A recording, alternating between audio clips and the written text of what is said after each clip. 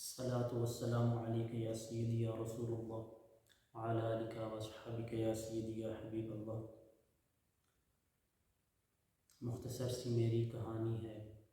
جو بھی ہے ان کی مہربانی ہے، اور جتنی سانسوں نے آقا کا نام لیا بس یہی میری زندگانی ہے۔ سامعین مکرم، السلام علیکم ورحمۃ اللہ وبرکاتہ۔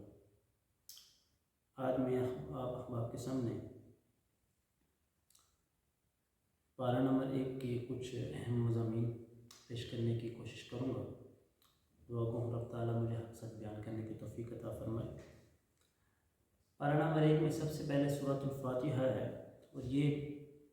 ترتیب کے اعتبار سے قرآن پاک کی پہلی سورت ہے، اور اس کی اہمیت کا اندازہ اس بات سے بھی لگایا جا سکتا ہے کہ یہ سورت ایسی سورت ہے کہ اس کو رب تعالیٰ نے نماز کی ہر رکعت میں واجب قرار دے دیا ہے، اور یہ سورت 7 آیات پر مشتمل ہے۔ ایک حدیث قدسی میں ہے کہ اس سورت کو صلات سے بھی تعبیر کیا گیا ہے۔ اس کے بعد اللہ تعالیٰ فرماتے ہیں کہ میں نے نماز کو اپنے اور اپنے بندے کے درمیان تقسیم کر دیا ہے۔ سورہ فاتحہ کے بارے میں فرمایا کہ یعنی جب بندہ کہتا ہے کہ الحمدللہ رب العالمین، تو اللہ کی طرف سے ندا آتی ہے کہ میرے بندے نے میرے حمد بیان کی ہے، اور جب بندہ کہتا ہے کہ الرحمن الرحیم، تو اللہ کی طرف سے ندا آتی ہے کہ میرے بندے نے میری ثنا بیان کی ہے، اور جب بندہ کہتا ہے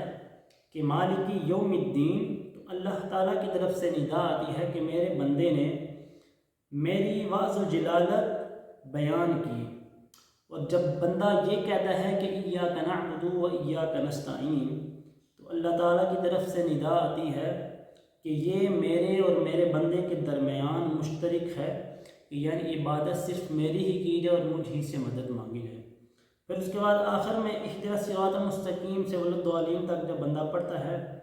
تو علماء کرام فرماتے ہیں کہ چونکہ یہ دعا کے لفظ ہیں کہ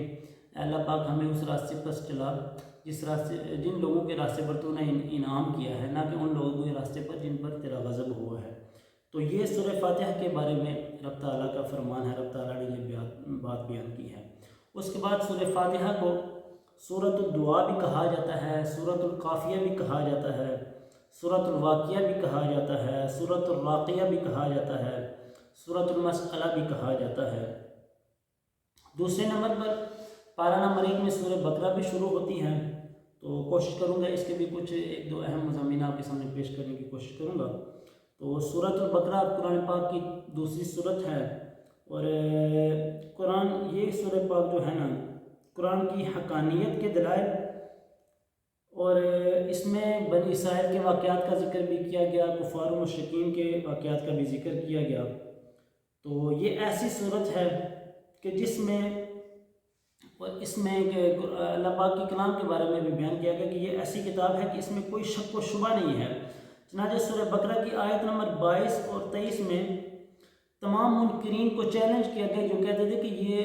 جو ہے قرآن پاک جو ہے کہ یہ نبی علیہ السلام کا گڑھا ہوا کلام ہے، تو ان کو اس چیلنج کیا گیا کہ اگر تمہیں اللہ کے کلام ہونے میں کوئی شک ہے تو تم اپنی فصاحت و بلاغت کے لحاظ سے ایسا کلام لے کر آ جاؤ جو اس کلام کے ساتھ مشابہت رکھتا ہو، یا اس کوئی ایک جیسی صورت، اس جیسی کوئی ایک صورت یا کوئی ایک آیت لے کے آ جاؤ۔ لیکن جب ان کو یہ چیلنج کیا گیا تو وہ اس چیلنج میں ناکام ہو گئے تھے۔ اس کے بعد آیت نمبر 3 اور 5 میں بھی 3 سے 5 تک جو ہے نا مومنین کی صفات بیان کی گئی، ایمان بالغیب کے بارے میں بیان کیا گیا، انفاق فی سبیل اللہ کے بارے میں بیان کیا گیا، کتب الہیہ پر ایمان اور آخرت پر ایمان لانے کا ذکر بھی بیان کیا گیا۔ اس کے بعد آیت نمبر 21 اور 22 میں توحید کی دعوت اور شرک سے باز رہنے کا حکم بھی بیان کیا گیا، اور اللہ تعالیٰ کی مختلف نعمتوں کا ذکر کر کے بتایا گیا کہ نعمتیں عطا کرنے والی ذات صرف اللہ تعالیٰ ہی ہے، وہی حیات دینے والا ہے، وہی موت دینے والا ہے، اور آخرکار سب کو اسی کی عدالت میں بھی جانا پڑے گا۔ اس کے بعد آیت نمبر 30 سے 39 تک فرشتوں کے سامنے اللہ تعالیٰ نے بیان فرمایا کہ میں نے آدم کو زمین میں اپنا خلیفہ بنا کر بھیجا ہے، یعنی آدم کو اپنا زمین میں خلیفہ بنا رہا ہوں، تو فرشتوں نے اپنی فہم و فراست کے مطابق کہا کہ اللہ تعالیٰ کی بارگاہ میں عرض کیا کہ بنی آدم زمین میں فساد برپا کریں گے، خون ریزی کریں گے کہ اے اللہ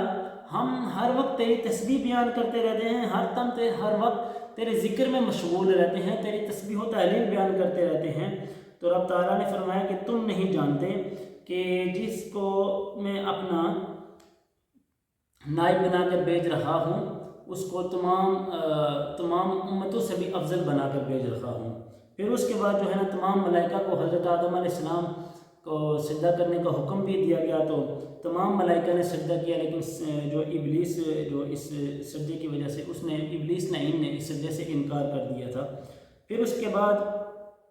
اللہ تعالیٰ نے بنی اسرائیل کے بارے میں بھی بیان فرمایا کہ اللہ تعالیٰ نے ان پر انعامات کون سے نازل کیے کہ فرعون اور فرعونیت کے جو تسلط تھا نسل کشی سے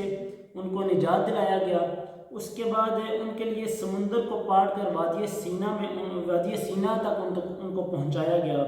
اس کے بعد جو ہے نا من و سلوہ کی صورت میں ان کے اوپر جو ہے نا مختلف قسم کے دسترخوان پیش کیے گئے، اور چٹان پر عصائے موزہ کی ضرب سے 12 قبیلوں کے لیے 12 چشموں کا بھی جاری ہونا دکھایا گیا۔ اس کے بعد جو ہے نا ان کے اپنے عہد کے لوگوں پر ان کو فضیلت دی گئی۔ اس کے بعد بنی اسرائیل میں بکثرت انبیاء کرام کی بعثت وغیرہ کا بھی ذکر کیا گیا۔ یہ پارہ نمبر 1 کے اندر سورہ بقرہ میں کچھ واقعات بیان کیے گئے ہیں۔ اس کے بعد بنی اسرائیل کے بارے میں بہت ساری جو ہے نا باتیں بیان کی گئی، چنانچہ سب سے آخر میں ایک چیز یہ بھی بیان کی کہ اللہ تعالیٰ جسے چاہتا ہے اپنی رحمت کے ساتھ خاص کر دیتا ہے، اور جو ہے نا ان آیات میں قرآن پاک کی اس پوری صورت میں قرآن پاک کی اس پہلے پارے میں مشرکین مکہ اور اہل کتاب کے بے مقصد مطالبات کا بھی ذکر کیا گیا کہ اللہ تعالیٰ ہم سے کلام کیوں نہیں فرماتا، ہمارے لیے براہ راست کوئی نشانی کیوں نہیں آ جاتی، یا موسیٰ علیہ السلام بنی اسرائیل سے یہ مطالبہ کیوں نہیں کرتے کہ ہمیں کھلا اللہ تعالیٰ کا دیدار ہو جائے۔ تو یہ سب باتیں ان کی من گھڑت باتیں تھیں جو اللہ تعالیٰ کی وحدانیت کو جو ہے نا جھٹلانے کے لیے کوشش کی جا رہی تھی، حضور صلی اللہ علیہ وسلم کی بعثت کو جھٹلانے کے لیے کی جا رہی تھی۔ تو اللہ تعالیٰ نے اس پارہ نمبر 1 کے اندر ان کی تمام نعمتوں کا بھی ذکر فرمایا جو ان کو دی گئی، اور جو انہوں نے جھوٹے دعویٰ کیے، جو مشرکین اور منافقین یہود و نصارہ نے جھوٹے دعوے کیے ان کے بارے میں ذکر فرمایا۔ یہ تھی پارہ نمبر 1 کے کچھ اہم چیزیں جو میں نے آپ کے سامنے پیش کی ہیں۔ انشاءاللہ کوشش کریں گے اسی طرح آپ کو پارہ نمبر 2 کے بھی چھوٹے اہم مضامین آپ کے سامنے پیش کرنے کی کوشش کریں گے۔ تو آگو رب تعالیٰ ہمیں اس پر عمل کرنے کی توفیق عطا فرمائے۔ وآخر دعوانا الحمدللہ رب العالمین۔